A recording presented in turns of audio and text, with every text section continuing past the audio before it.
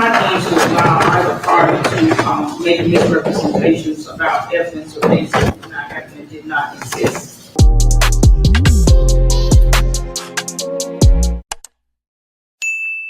So, day 2 of the William Polo Edwards trial was quite a long day. Let's get into it. So, the state only had 2 witnesses today, and the first witness was the majority of the day, and that will be one of the lead detectives on the case, which was Gary Jones.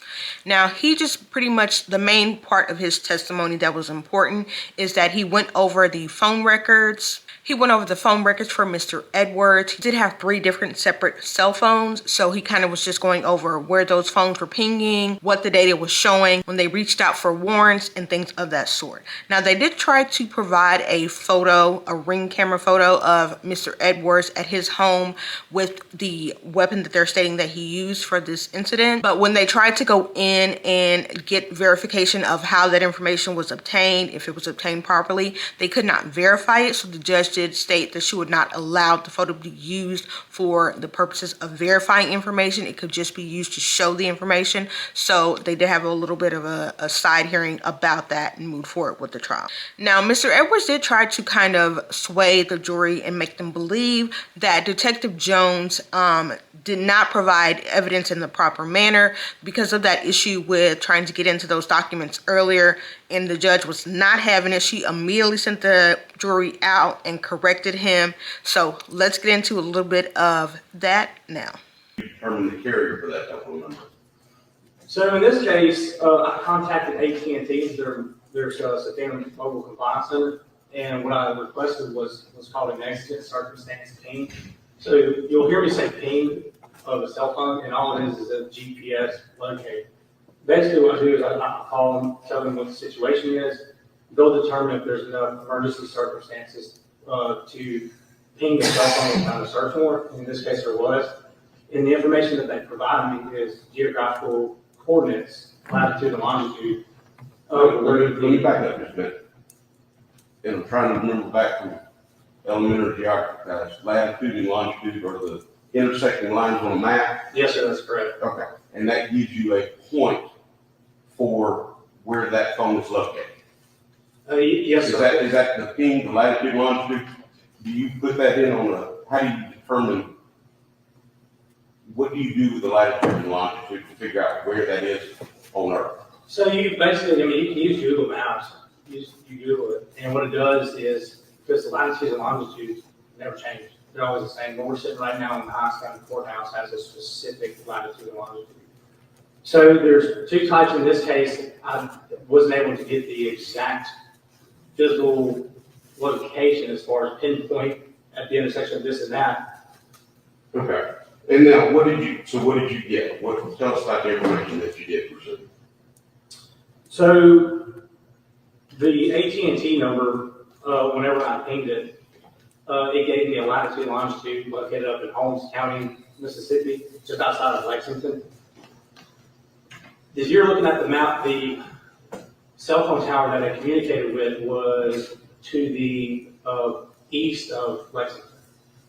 They not being able to authenticate the date the image was acquired, it would not be permissible to make an argument that that image depicted him at a time close to or the incident such that it would show that he had it in his possession on the day in question.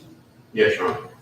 So the next part of the investigation, and this is after Mr. Edwards has been arrested in Louisiana. He's in the process of being brought back over to Clinton. I ended up driving down Highway 80, looking for businesses, looking for residents, houses, anything with anything that has some type of angle of camera surveillance footage. And I was able to locate surveillance cameras at Funtime Skateland on Highway 80, approximately half a mile from where the occurred. And you said that was how far from Funtime Skate? It was approximately half a mile. All right.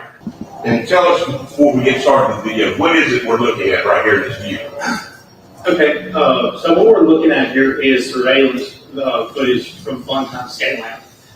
The way that this video is shot, if you're looking at the road from left to right, we are looking south. to Highway 80.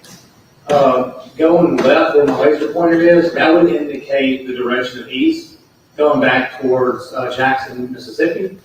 And to the right over here would indicate going west, back towards Spring Ridge Road, back towards the college, Mississippi College.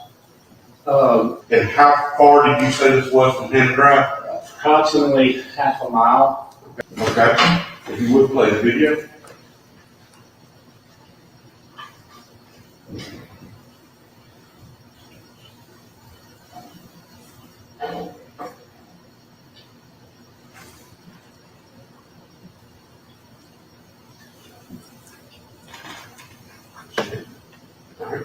And if you would go back and play it one more time, enlarge to that corner so that we can see it just a little better. All right, tell us what we're looking at in this awesome section of the video. So what we're looking at appears to be a black Ford pickup truck, matching the description of the suspect vehicle, which at the time was a black Ford F-450. Okay. So, based on all of that, you can come to the conclusion that whoever is in possession of these cell phones at the time was myself. Well, you would have to look at the totality of the circumstances in this. So, based on the totality of the circumstances in this, not only did we have the GPS pings of the phone, we also have other corroborating evidence that supported the accuracy of those GPS pings. We had eyewitnesses that we interviewed, our investigators interviewed, stating that Mr. Davis was in Lexington that night. The 1,500 meter radius, again, is a data source, meaning it's a historical data source, meaning that that phone was deactivated, it was turned off. Not only that, the other corroborating evidence in this case would have been the Verizon cell phone that was turned off in La Place, Louisiana, within 2 miles of Interstate 10. And then subsequently, the 701 telephone number that was still active, that was actively being pinged, which was located on Mr. Edwards at the time of his arrest, with the additional 2 cell phones. So I would say, based on the totality of the circumstances, that they were correct. Detective John Bell, I'm really not trying to be condescending or facetious, but when I ask you, can you state for a fact, yes or no, that cell phone that you say you were tracking at that time was in my possession? Yes or no? Yes, you already answered it. Argumentative objection of these things, you can rephrase the question, but he has answered. Detective John, can you definitively answer or tell this jury that you have direct evidence that cell phones, when you're pinging, is in the possession of the person that you say it belongs to? Yes, the cell phones we were pinging were physically located on Mr. Edwards at the time of his arrest. You don't think it works. So when you put that security scan on the jump drive, nobody else knows the password. We can't get into it today for to be viewed. What security scanner are you referring to? The one you just tried to get in, that wouldn't let you in. Okay, that's just some, take the jury out. All right. I'm not going to allow either party to make misrepresentations about evidence or things that did not happen and did not exist. At the moment, we're trying to make a misrepresentation as to the handling of this evidence. He had nothing to do with anything that you're referring to. I don't know if the district attorney's office had a dump or something else done from some outside agency with that. And I'm going to instruct the jury that your allegations or attempt to try to allege any type of misconduct on the part of the police department did not occur and did not exist, and it's not any type of evidence in this case. Clearly, when they were working with that device, they indicated that they have even been able to access it. But at some point, somebody password protected it, and they don't have that person here today. But that is not going to be an indication made to the jury that anybody did anything to tamper with anything. That jump drive has been in the custody of the clerk's office since the last trial. I don't know who put a password on it, but obviously they've had access to it. So with that in mind, I'm moving. yes, you will. Thank you. And I will instruct the jury, as I have just mentioned. Now, the second witness that came up for the state was a investigator with the DA's office, and his name was John Choke. And he just went over the mapping of that cell phone data that was provided from the previous witness, and he just provided the maps of how that data was all mapped out on the maps. So I did not include any video footage of his testimony because that's pretty much all his testimony was. After him, the state did go ahead and rest their case. Now, after the state did go ahead and rest, the defense decided to do a directed verdict, which is pretty much stating to the judge, the state did not prove their case. We would like for you to go ahead and determine that there was not enough evidence for a reasonable jury to make a decision on a guilty or not guilty verdict and go ahead and end this case. The judge said, no, I do see that they provided enough information to provide their burden of proof, so we will continue on. And she asked if they had any witnesses that they wanted to bring to the stand.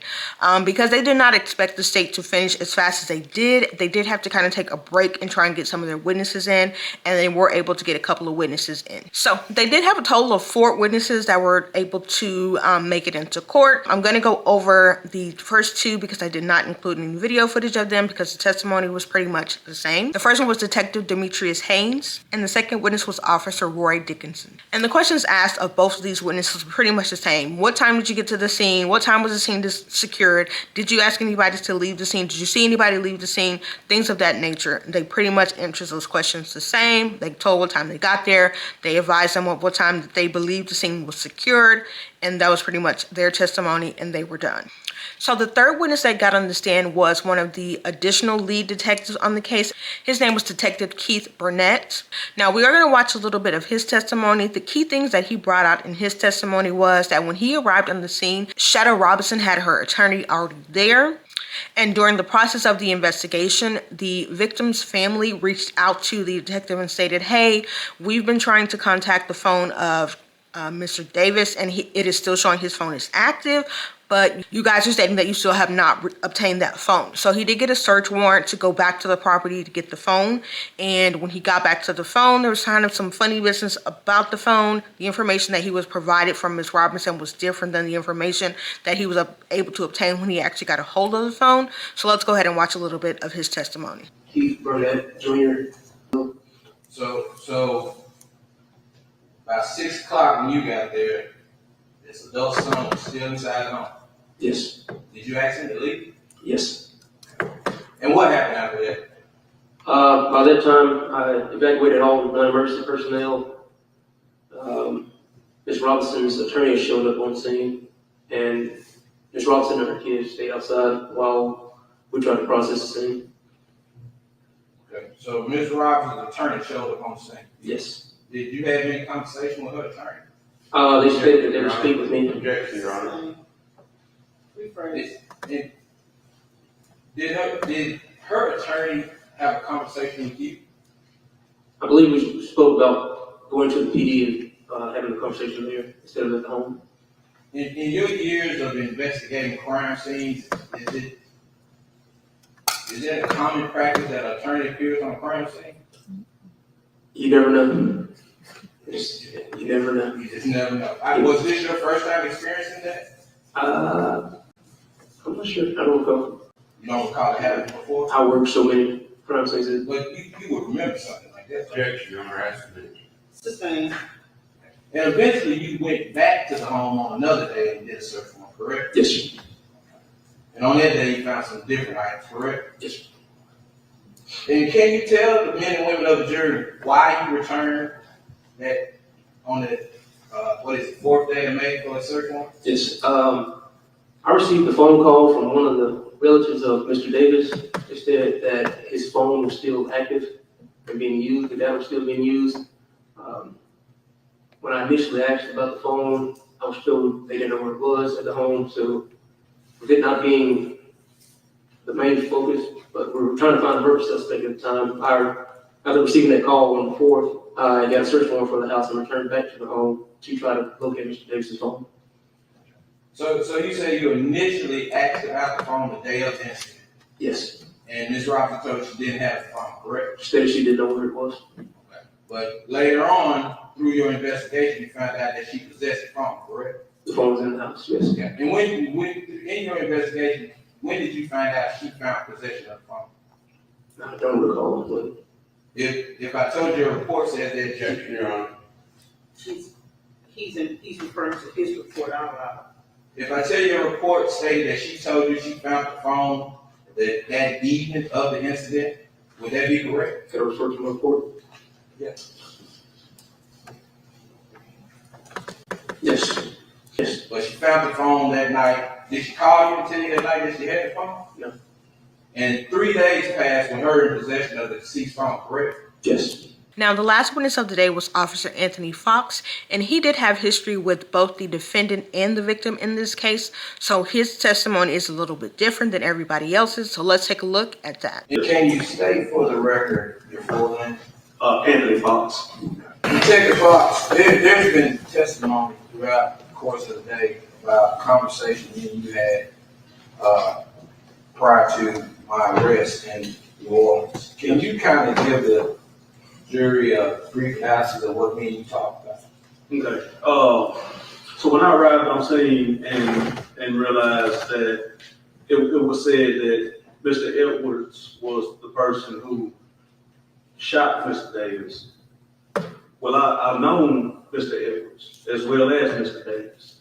I've known Mr. Edwards well enough to know his telephone number, so I called him. And after it was said that he was in fact the suspect, I called him and I said, the best thing you can do at this point right now is to turn yourself in. He advised me that he had an attorney by the name of Dennis Sweet, and he was currently in a trial somewhere out of town, and he was waiting until he came back before he turned himself in. But he reassured me that he had every intention on turning himself in. During the course of your investigation, there were other phone calls. At any time, did I try to elude you in those phone calls? Say that again. During the course of this investigation, when you called or I called you, did I ever elude or try to elude you about anything about those phone calls? No, sir. Okay. And on the day of my arrest, which was May the 3rd in New Orleans, hadn't we arranged to surrender myself at the FBI headquarters? Yeah, I spoke with him again. I believe we had executed another search warrant at his residence. And when I got back to my truck, I observed a couple of missed phone calls, and it was from a out-of-state number. At that point, I called the number back, and it was Mr. Edwards. And he said that he knew we was at the residence and that he had every intention on turning himself in. And I think another situation happened while inside of the residence. I believe his wife came on scene and she was on FaceTime with him. And he advised me again that he already spoke with somebody from the FBI, and we were going to arrange for him to turn himself in when he came back in time. Detective Fox, Just you stated that when we spoke on the 2nd, what time or what day was the warrant issued for me? I was advised by warrants that day. I spoke with you on the phone in Chicago that the warrant was actually that day. I had one of the warrants officers there with me, and he specifically told me to tell you that it is in fact a warrant. Yeah. And it was cut on May 2nd, correct? Correct. Okay. So on May the 1st, I didn't have a warrant for my arrest, correct? Not to my knowledge. No further questions. So after the last witness of the day, the judge did ask the defense how many additional witnesses that they have, which they stated about 7. They will have a late start tomorrow at about 10:30 a.m. So that is a wrap on day 2 of this trial.